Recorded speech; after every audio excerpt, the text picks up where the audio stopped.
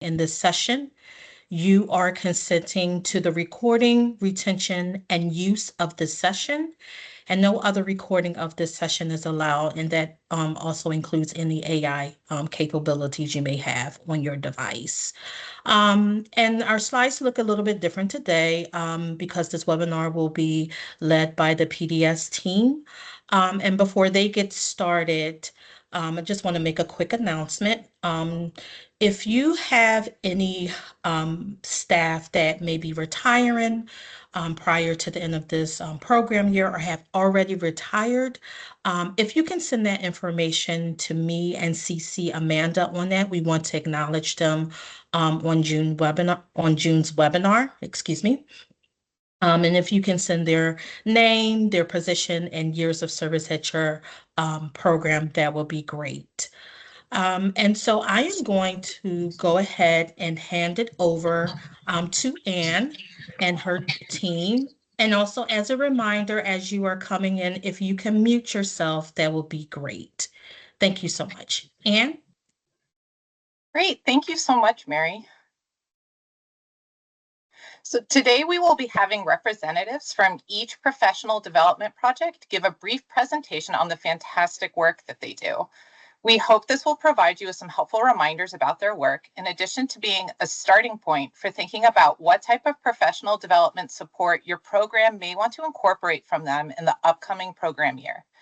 Please feel free to enter any questions you may have into the chat, and we'll start with ProLO, followed by the Tech and Comms project, then over to DLDE, then to MIS, and ending with workforce development and IET.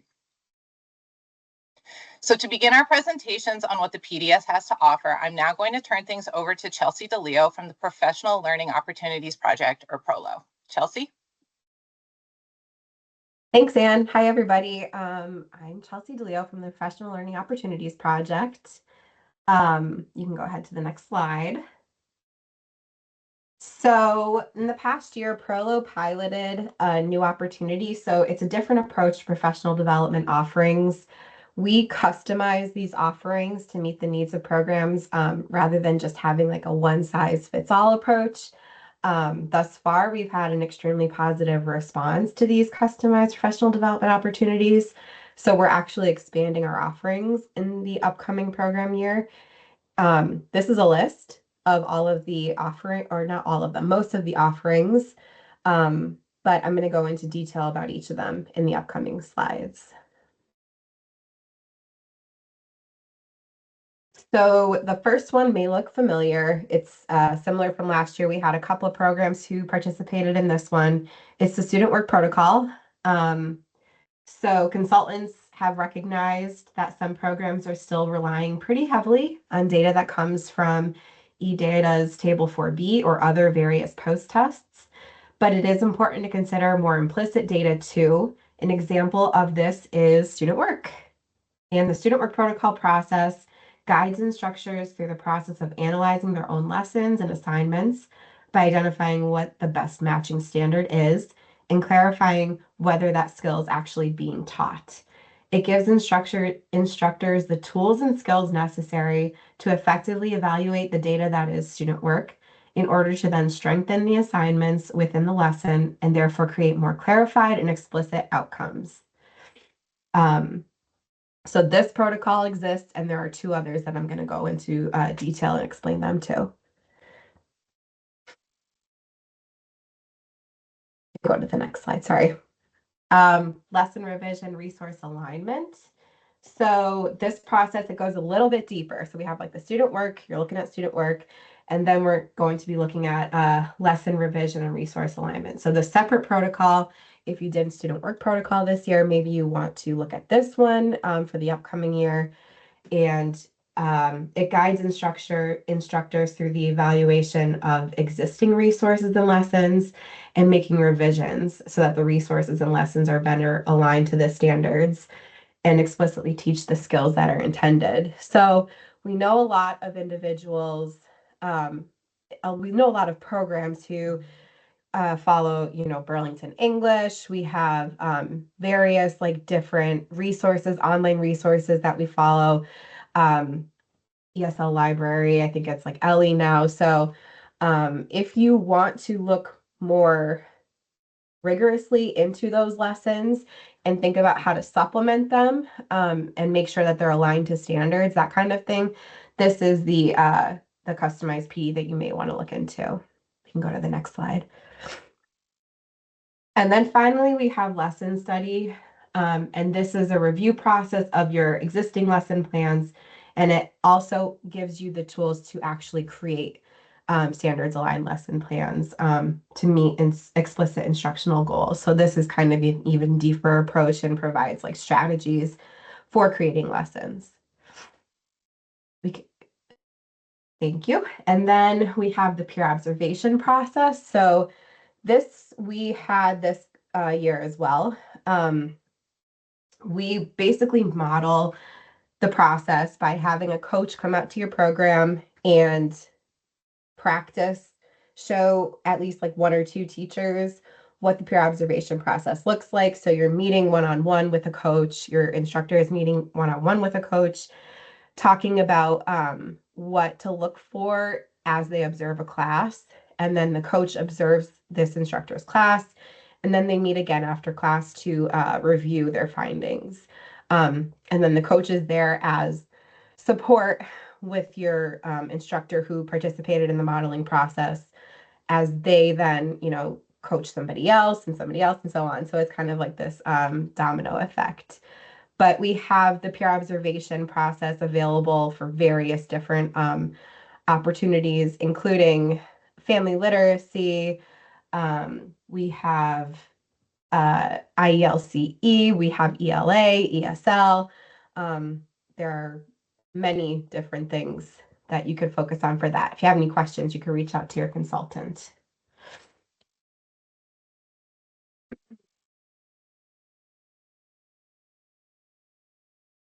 The next thing is teaching skills that matter in adult education.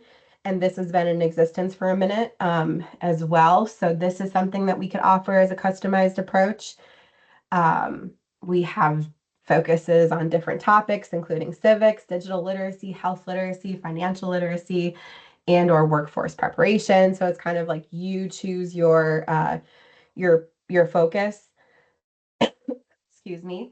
And then your instructors work with a coach, and you learn how to use 3 instructional approaches.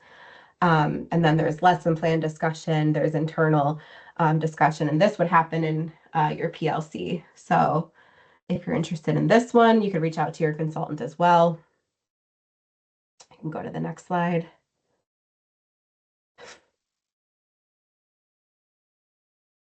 The English language proficiency standards, customized professional development. So this used to be an institute. It kind of has been condensed down now to a more customized approach. So you can kind of choose your own thing here. So basically, we used to have a series of webinars. We had like a series of statewide webinars that were offered for folks. But now we're going to do like your meeting with PLCs, like your coach is meeting with your internal PLC about like four or 5 times throughout the program year.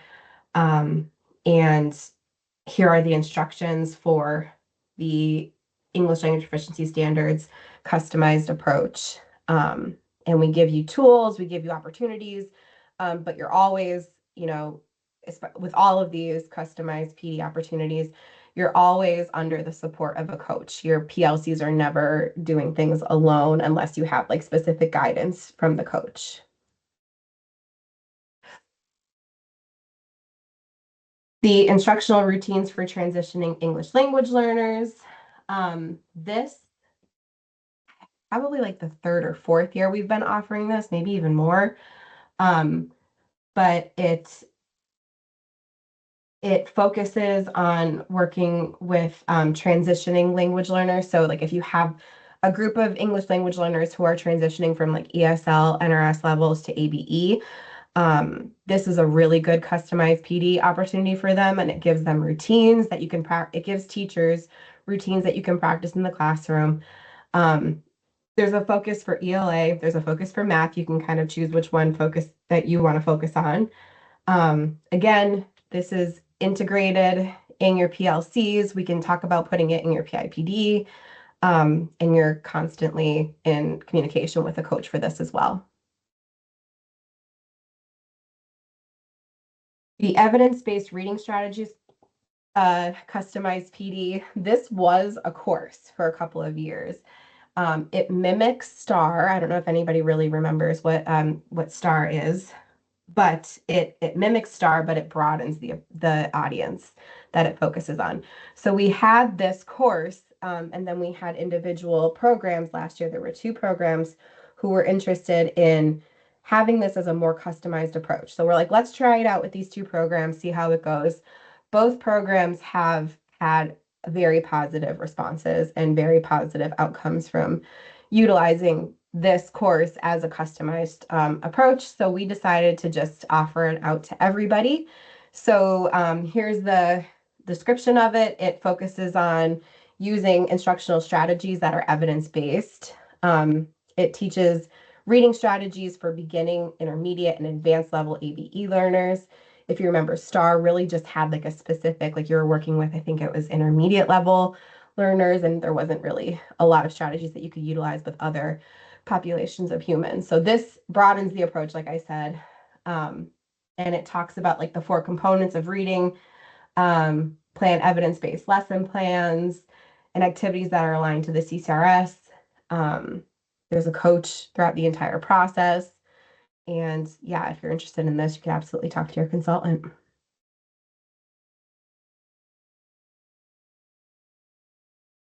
Excuse me.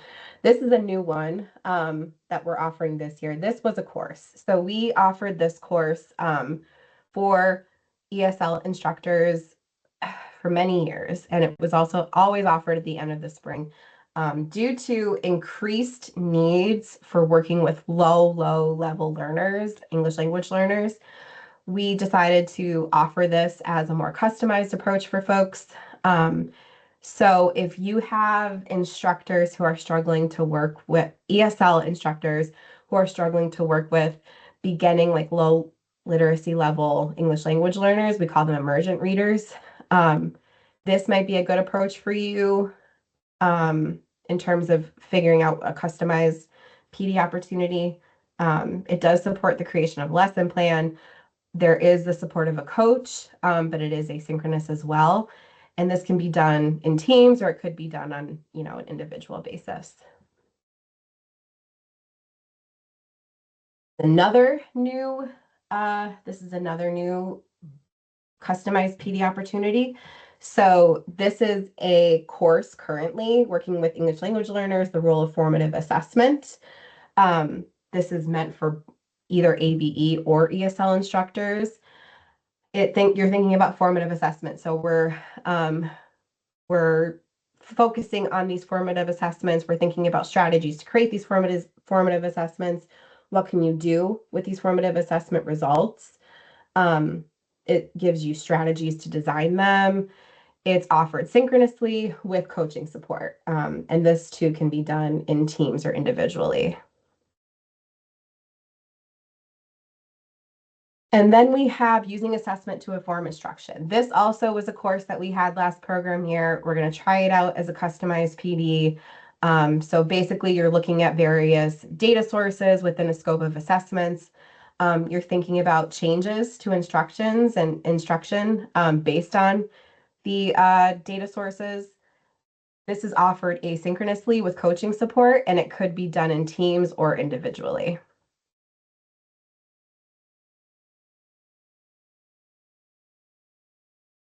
I guess I should ask if anybody has any questions about any of those. You can absolutely reach out to your consultant. You could throw something in the chat. I'd be happy to answer it as best as I can, but the consultants are here too if I need support, because there are a lot of different opportunities, but there are a bunch of subject matter experts that can absolutely support you with this. So I will say, if you're interested, and you need more time to process everything I just shared with you, feel free to reach out to your consultant or myself, whatever you'd like to do.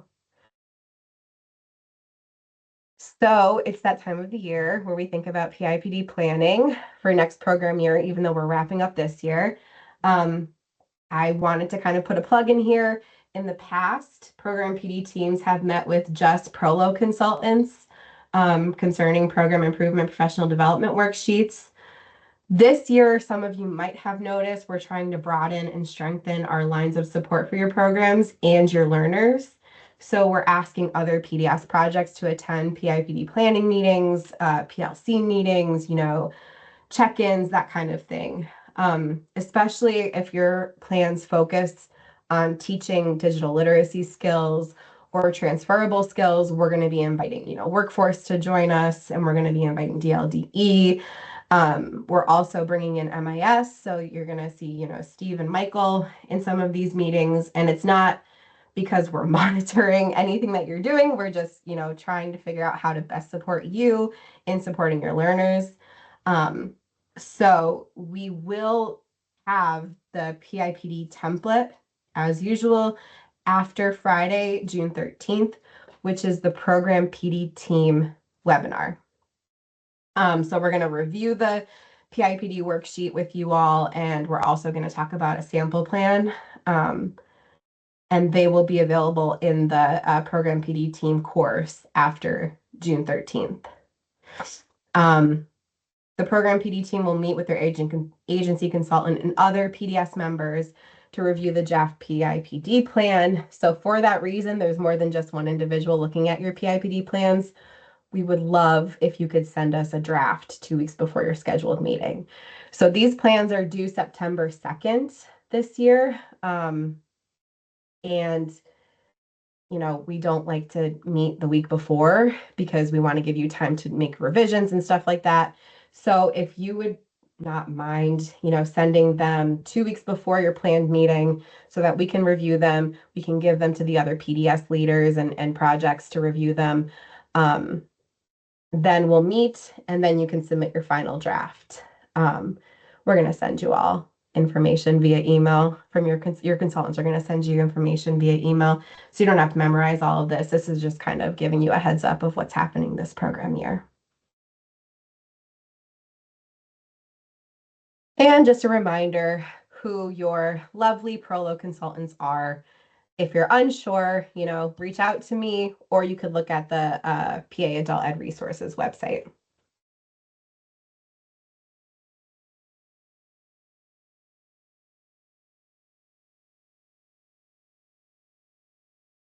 Okay, thank you, Chelsea. And now we'll have Bethany and Kellen from the Tech Project speak with us about their work.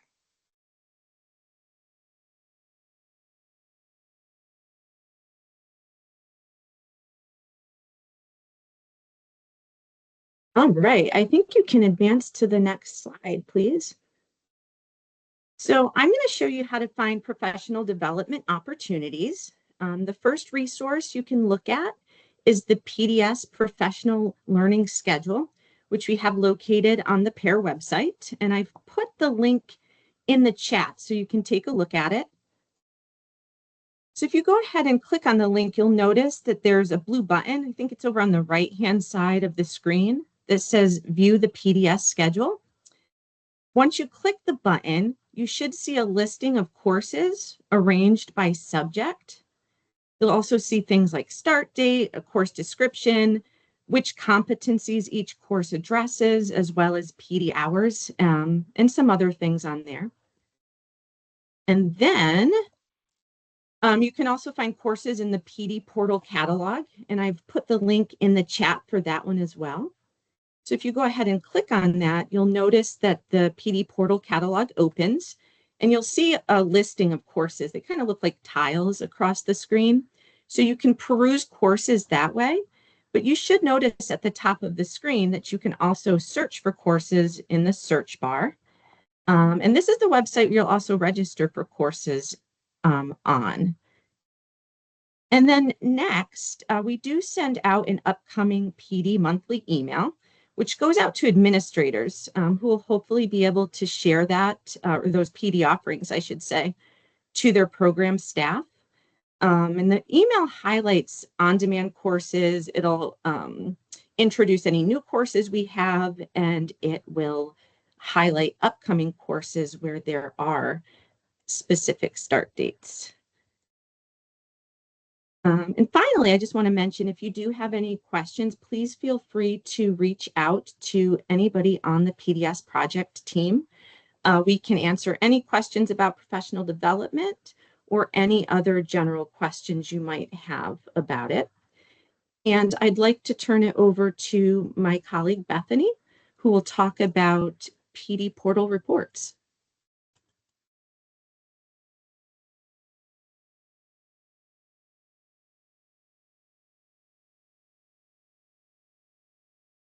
Good morning. So the next resource that we wanted to make sure everyone was aware of is the ability to run reports in the PD portal.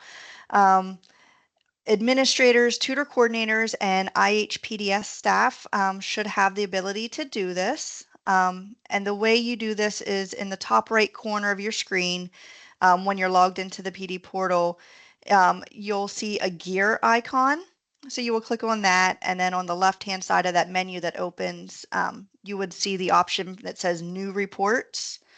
And then after that, you would click on the Custom Reports Builder. And this gives you the ability to see the reports for not just this current program year, but also previous program years, so that you can see what staff were involved in during those program years. If you have any staff that you feel should have access to these reports and they don't currently, please reach out to us at the PD portal at tiu11.org email address and ask us, and we can get them added to the list so that they're able to run reports as well.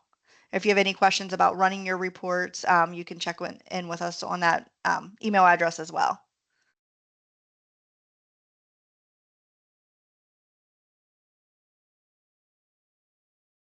Thank you so much, Bethany and Kellen, for that overview, and for Destiny for dropping links in the chat. Next, we're going to have Matt from the Comms Project give us an overview on the work that they're doing there. Thank you, Ann. Is it possible for me to share my screen, or are we not doing that this morning? If you think it's going to help with the information you got on your slides, go for it. Well, okay, yeah. For now, just go ahead to the next slide there, and then we'll talk a moment. So just covering a couple of things for the communications project today. The first thing is, and this is a bit of a meta, kind of a Russian nesting doll of concepts here, because we're going to talk about this webinar recording, and then later you're going to look at this. Perhaps you're going to look at this webinar recording. So to see. If you're not familiar with it, to see the webinar recordings for these monthly division webinars, I'll tell you what, it's okay if I don't share my screen, because we'll talk through it, and then at the end I'll explain how you can go back and find this information. So you go to the pair.org website, or PA Adult Ed Resources website, and when you do that, you go to Administration and Webinars and Meetings. Perhaps a lot of us have seen that before. There's a table on that page. On the left-hand side of it says Program Year 24-25 Division Webinar Recordings and Slides. You can find the slides, the PDF slides that we're looking at now. We'll put those on the website, sometimes before, sometimes after. And then after this webinar, this recording that we're making right now will show up on this website, on the PAIR Administrator Webinars and Meetings website. There's in that table, it's just a list of the dates for this year. You can click on the recording for one of those videos. And so that jumps you to YouTube. Takes you to a YouTube video of that recording, again, like the one we're making right now. We've all looked at YouTube videos, but perhaps not for work. So when you go to those YouTube videos, the recording of a particular meeting that you want to maybe go back and see, you perhaps are familiar with how to turn on the closed captions. On the bottom of the screen, the YouTube player screen, there's a little CC. That's the closed captions. You can turn it on, off and on pretty easily there. Closed captions show up on the screen. It's the text that's being said. We go back and we edit it to make sure it's absolutely accurate. for people who need closed captions, or some of us, you know, we all benefit sometimes from reading along. Those closed captions can also be seen as a transcript. So looking at the YouTube page, you scroll down and there's always some notes, a description under the video, under the YouTube player. You click on more and that expands the window. You see a couple of things there, the chapters, which I'll talk about in a moment. And below that, you got to scroll down a little bit, and it says transcript, and there's a blue button that says show transcript. When you click show transcript, it takes the text that is the text of the closed captions and puts it on the right-hand side of your screen. Same text, it's the words that are being said. You know, in a few days, we'll turn the words I'm saying right now into this transcript. So you can see it either as the closed captioning on the bottom of the player of the YouTube screen or on the right-hand side as a transcript. It can be useful. You know, it's nice to read along sometimes. The other thing for the YouTube recordings that is very useful, we go back and we make sure after we, before we post it, after the webinar, we put in chapters. Maybe this is something you've seen before in YouTube. As you scroll across the red line on YouTube, we put in like breaks in that red line, and we put in chapters. Each of these topics we're discussing today will be a different chapter. So you can click in that red line YouTube we're all familiar with and see a chapter. If you want to jump to a particular topic, maybe a coworker says, hey, you missed the webinar, but here's a topic that I think you're interested in. You can click on the chapter in that red player line or below in the description. There's timestamps and a little description of what the chapter is, and you can just jump right there.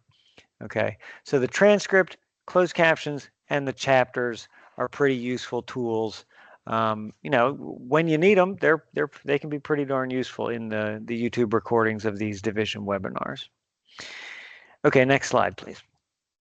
The other thing that we want to highlight is probably it's okay for most of us.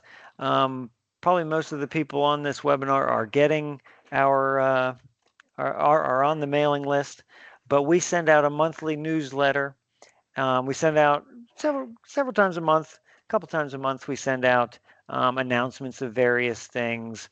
You know, we're going to send out. We'll probably highlight at some point the news that we all got recently of the GED testing becoming free with a code and that news. And so we'll share that. That's sort of information that we want to get out to make sure we get in front of everybody's eyes across the state in adult education. Monthly newsletter, variety of important things we want to highlight in special emails, and funding opportunities every once in a while we'll share. If you don't know what I'm talking about, then go ahead and use that QR code to join our mailing list. It's through Constant Contact. We don't blitz you with too much. You can always unsubscribe, but hopefully you don't. Go ahead and on the next slide, please. And so that newsletter, make sure it's coming to you. If you think it should be, then you know we're all maybe familiar with the different ways to check for a lost email in your promotions folder, other inbox, spam, junk folder, depending on what Gmail or email service you have. And if you have any problems, or if a coworker or staff has any problems, they think they should be getting our emails, aren't, you know, send me an email and we can try to figure it out together. That's the long and short of it is if you have any questions, send me an email. And if you have any questions about how to find those transcripts I described, then your homework is to get on the website, find the recording, and then use the chapters. Well, maybe it's a bit of a circle, because if you don't know how to find the chapters, you can't use the chapters to find the recording. But you know, all these instructions we're using today will show up in this recording and the transcript and the chapters. Again, send me an email if you have any questions. Thank you. Thank you for sharing all that information with us, Matt. Up next, we have Chuck from the Digital Literacy and Distance Education Project. Okay. Hi, everyone. Can you hear me okay? Yes, we can hear you. Okay, perfect. Thanks. Okay, so for digital literacy and distance education, we really try to think about three different areas that we support programs and practitioners with. One is supporting digital literacy or resilience with your students. One is supporting digital literacy or resilience with your staff. And then the third is maximizing the impact of distance learning in your program. And, you're not limited to just choosing one of these, but, and sometimes there can be some overlap, especially between supporting digital literacy with your students and your staff. But, as you start thinking about program improvement and professional development next year, you might want to start just by thinking about these three broad categories and which ones make the most sense for you. And then I'll just talk briefly about each of these. And in terms of digital literacy for your students, we think about some key resources, and one is the digital literacy skills checklist. That's part of the PA Foundation skills. And for each of the skills in that checklist, we have resources that are aligned to those digital literacy skills. And then we also have, and we've just started working with programs on this program year, is a digital literacy skills assessment that's based on the digital literacy skills checklist. So these are all available on the PAIR website, and we have different types of things that can support you in using them. In terms of courses that you might want to think about that we'll be offering this year, there's Introduction to the Workforce Preparation Skills, which kind of provides an orientation and a little bit of hands-on learning with the digital literacy skills checklist. We offer that in conjunction with the Workforce Development Project. So in addition to the digital literacy skills checklist, they're also working with the transferable skills. The other three have more to do with ways to integrate digital literacy into your instruction, into your academic classes. One is the digital resilience in the American workforce. It's DRAW. We've offered this the past 2 years and not had much interest in it. I did hear, that it was mentioned during one of the previous administrator webinars, somebody referenced how helpful it was for them. So we're not necessarily planning to schedule this for this coming program year, but we do have all the resources for it. So if it is something that you would like for your program, it's a little bit intense. It kind of like approaches like an institute level of professional development. But if it is something that you're interested in, we can certainly work with you on using the materials and provide some coaching. There's also building learners' digital skills using instructional routines. So that's actually like a hands-on workshop type of event where teachers develop routines that they'll use in their classroom. And then the last one is Google Applied Digital Skills, which is learning about some of the Google tools and thinking about ways that you can adapt them for use in your classroom to help your students learn about those tools and use them. So the next slide, please. Thanks. In terms of building skills in your staff, the key resource there is the digital literacy competencies for educators. And that is aligned to the adult teacher competencies that were developed and I think were shared on the link site. And for those competencies, again, we have resources that are aligned to those competencies. So as teachers identify what they would like to work on, there are some things that they can use, some tutorials, some other types of things that they can use to develop those competencies and master those competencies. And then there's also a digital literacy competency self-assessment. And in terms of the courses for that, I'm going to mention the second one first, which is building your digital skills. That actually walks teachers through or other practitioners through the digital literacy competencies for educators and gets them thinking about PD planning based on what the priorities that they set by doing the self-assessment. There's a coaching component to it. So it's really good for, we've had some programs complete it as a program, and then we provide coaching for the program as a whole. And then we've had individuals, teachers take it as well. And then the other courses are Google Applied Digital Skills, which I mentioned as part of the, the development for students, but it's something that also the teachers master whatever Google skill they want to work with. And then the Google Certified Educator courses, where it actually prepares anybody who takes it to take Google's Certified Educator Mastery tests, and they actually get a certificate of completion, and they get certified as like a Google skill, I don't know, wizard or whatever Google uses it as. Um, we do we have these set up for Google. We will work with programs and practitioners if there are other tools you use. Google seems to be the most popular, and that's why we've initially set up courses focused on the Google skills.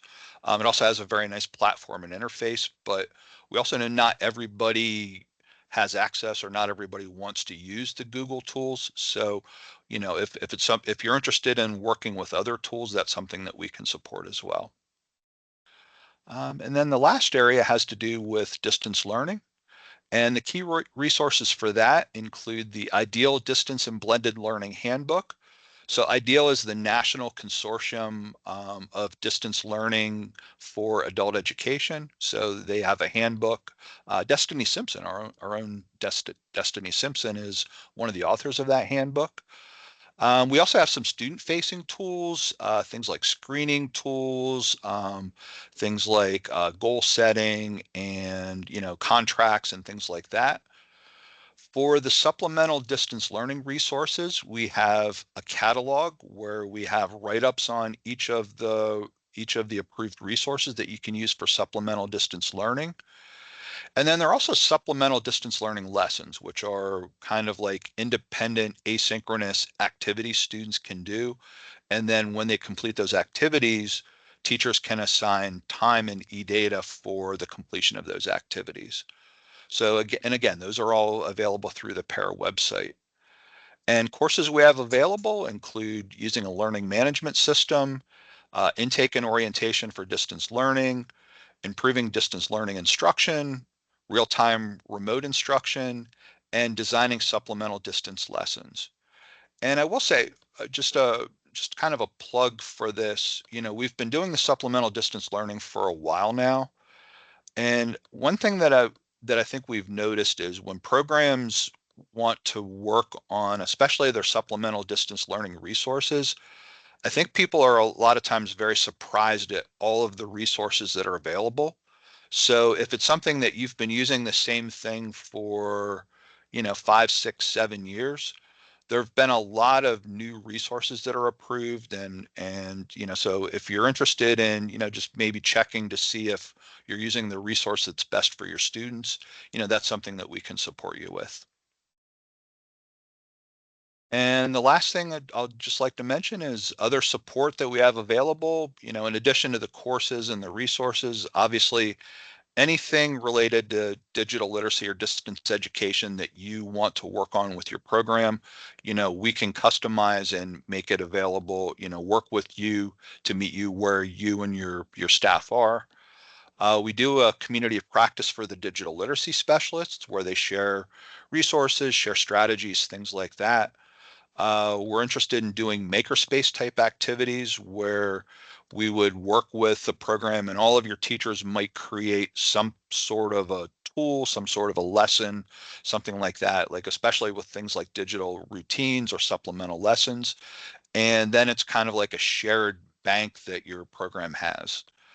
We have some planning tools that are available and, again, customized professional development to meet, whatever specific needs you have.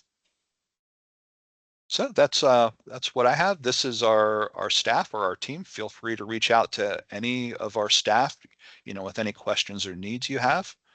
And unless there are any questions for me now, then I'll turn it over to the next speaker. Thanks so much, Chuck. Thanks.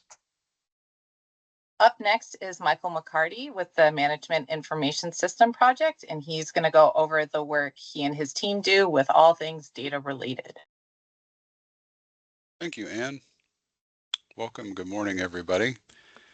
We are the MIS project which most of you probably may not know us by that, but more by our sort of adopted name of eData Tech Support, since that eData component is largely what we provide our support around. And the focus of our project really is to provide all of you with the support that you need for all phases of data. So you take data in, you enter data into eData, and then you analyze data, pulling it out of eData after it's been entered. So each of those phases has its own needs, its own challenges, its own resources, and we are there to support all three. To do so, we provide a multitude of connections.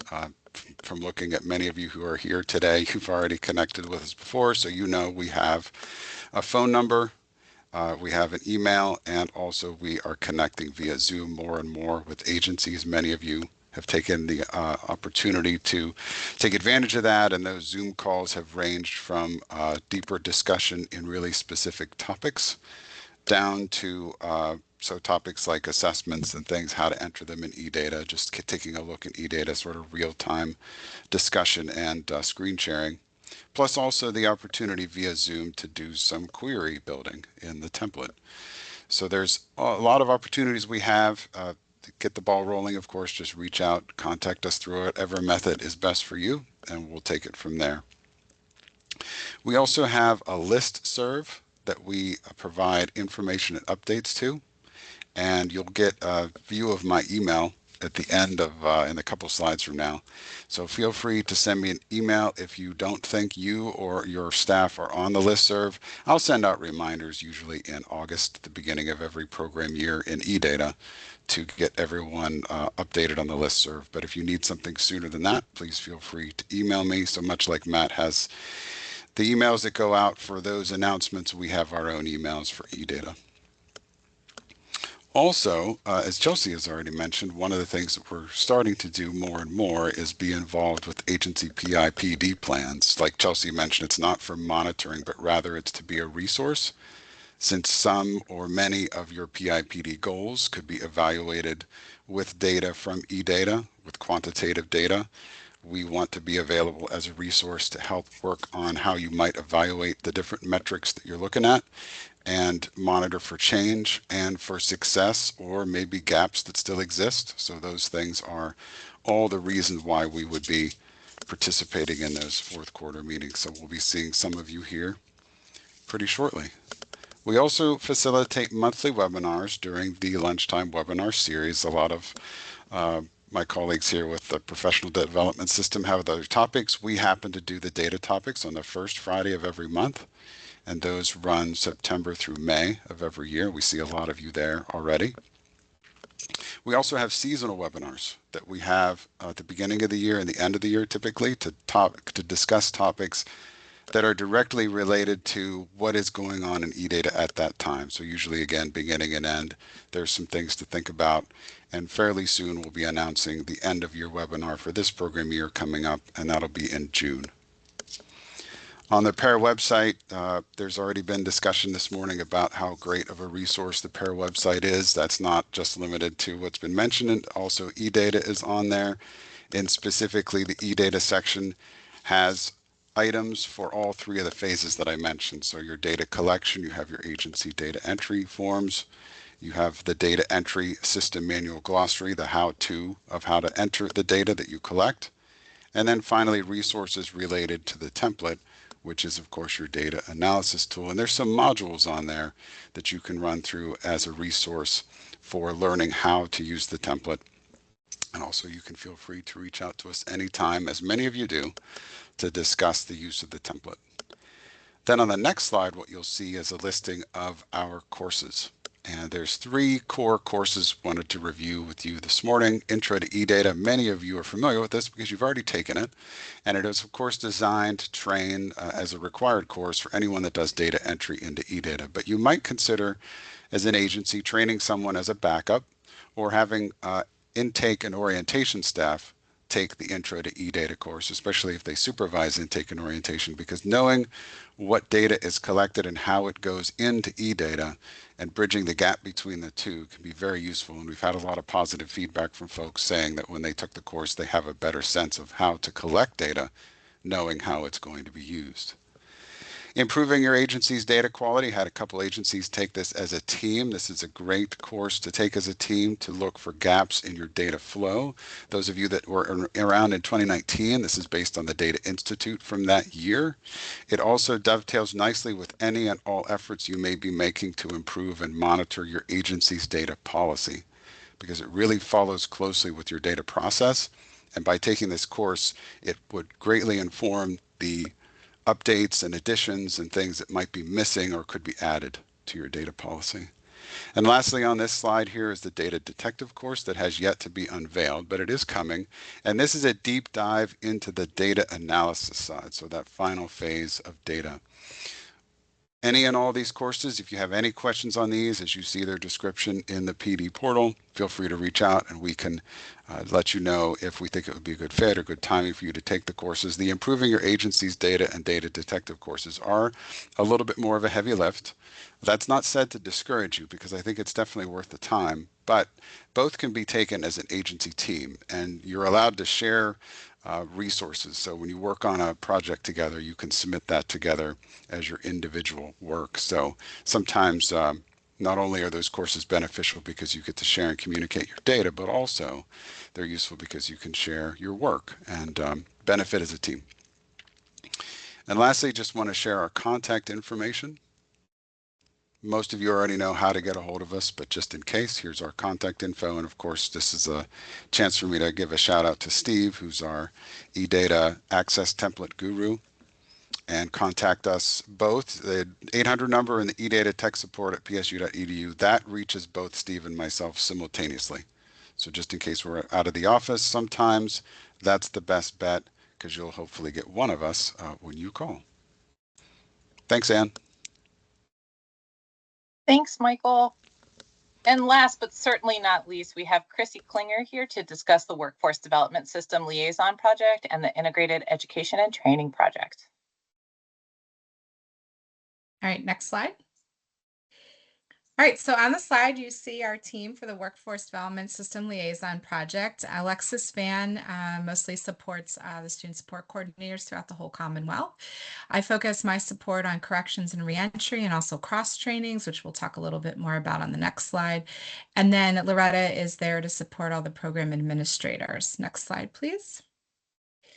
So we do have several courses in the portal, and we are in the process of trying to make as many of those more on demand and flexible. So in the chat, I'm going to drop the student support competency list. So student support coordinators do see these competencies when they take SSC Basics, which is required for new student support coordinators, but all of the courses on that list that was described earlier on the PAIR website show different competencies that are covered. And so we do want to make sure that we're continuing to offer courses and customized technical assistance to meet some of the gaps with those competencies. In addition to the student support coordinator courses, we also have a reentry course. And as Chuck mentioned earlier, we work collaboratively with DLDE on the workforce preparation skills course. So along with those courses, we do have customized technical assistance. So this year we've worked with a few programs to customize that workforce preparation skills course, for example, and do additional support. We've also been working with some programs around using eData along with career pathways data and what that could look like to mix that data together. And again, as Michael mentioned, looking at all of that along with other professional development and program improvement planning and discussions that you're having within your agency. We also facilitate a variety of network sessions throughout the year. We don't typically record the network sessions unless we have a guest speaker, but we really do encourage the field to give suggestions on what they'd like to talk to their peers about. And when we do need someone to come in and speak, we're happy to do that. So for example, this year, we were able to provide some networking sessions to support those of you that are serving large numbers of English language learners and credentialing and evaluation of credentials from other countries. And we would have guest speakers for that.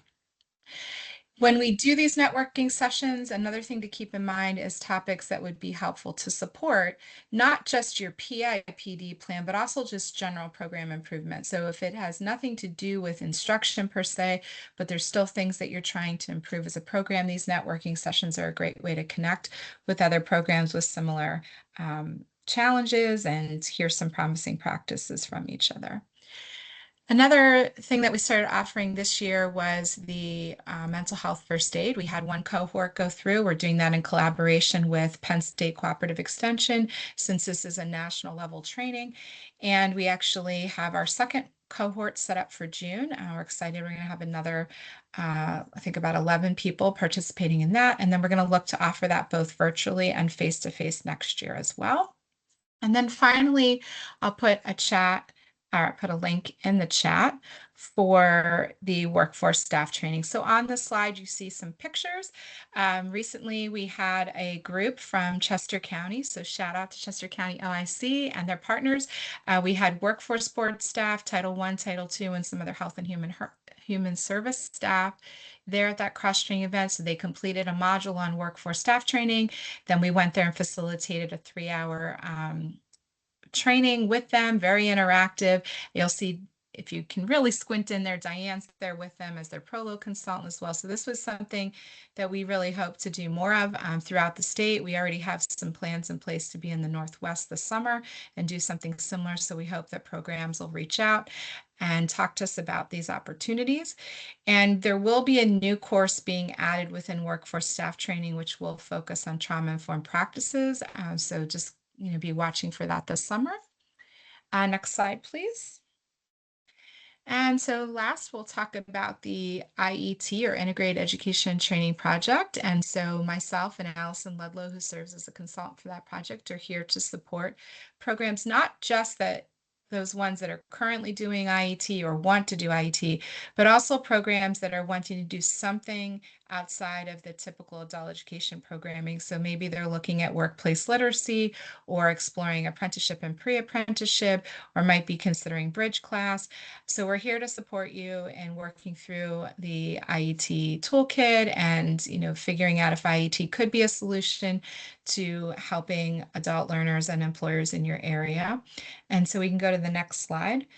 We do have a course, and that course is being adjusted a little bit to go into micro-learning videos so that new people can take it in pieces and have meetings with us along the way.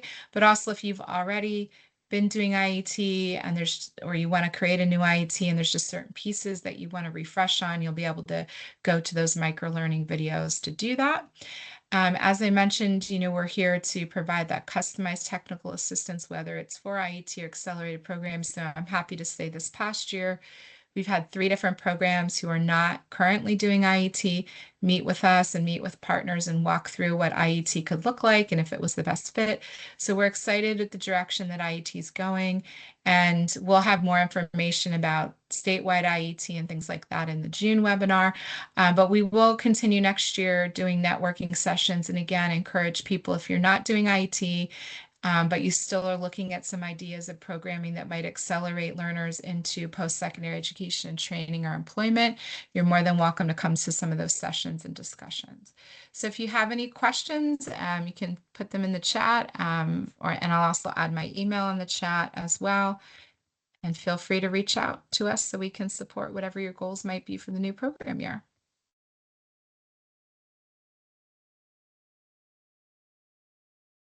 Thank you so much, Chrissy. In regards to IETs, I want to let everyone know that starting next program year, it will be division policy that any agency that wants to launch an IET must work with the IET project to do so. The amount of technical assistance that you will receive will depend on your agency's prior experience with IET programming, and we will be releasing more details about this soon. Thank you so much for attending today's webinar, and thank you so much to everybody who presented. We appreciate your time and hope you have a lovely rest of your day.